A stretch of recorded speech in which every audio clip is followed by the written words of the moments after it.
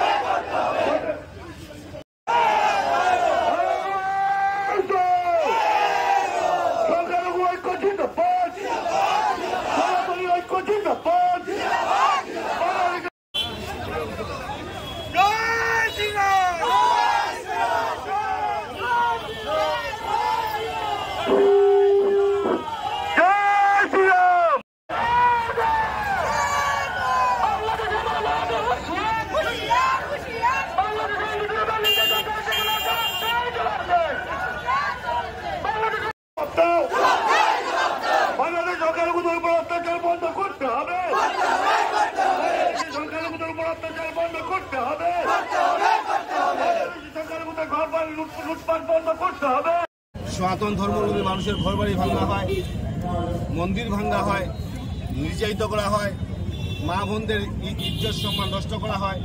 এই যে একটা পরিবেশ সৃষ্টি করা হলো, প্রথম অবস্থায় কোটা আন্দোলন, সেটাকে শেষ পর্যন্ত মৌলবাদী আন্দোলনে রূপান্তরিত হলো। তাই আমরা ভারতবর্ষের মানুষ আমরা উদ্বিগ্ন সেই ব্যাপারটা নিয়ে। আমরা মাননীয় প্রধানমন্ত্রীর কাছে আমরা দাবি রেখেছি।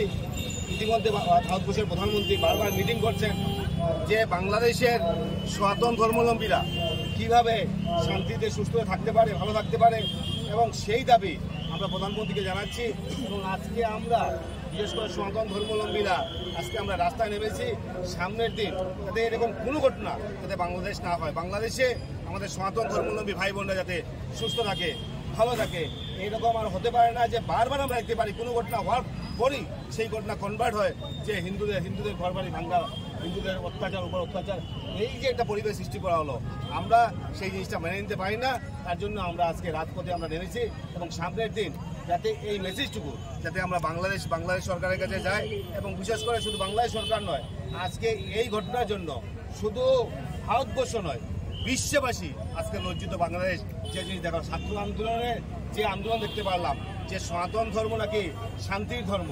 হ্যাঁ, সনাতন ধর্ম শান্তির ধর্ম আমরা মেনে নিলাম, কিন্তু সেই শান্তির ধর্মে আমরা যে জিনিসটা দেখতে পারলাম, যে অরাজকতা দেখতে পারলাম, যে মানসিকতা দেখতে পারলাম, যে চুরিজামাই দেখতে পারলাম, সেই জিনিসটা আমরা মেনে নিতে পারি না। তাই সামনের দিনে আজকে ভারতবর্ষ হোক, আজকে বাংলাদেশ হোক, সংখ্যালঘুরা সুস্থ থাকবে, ভালো থাকবে, সেটাই কাম্য।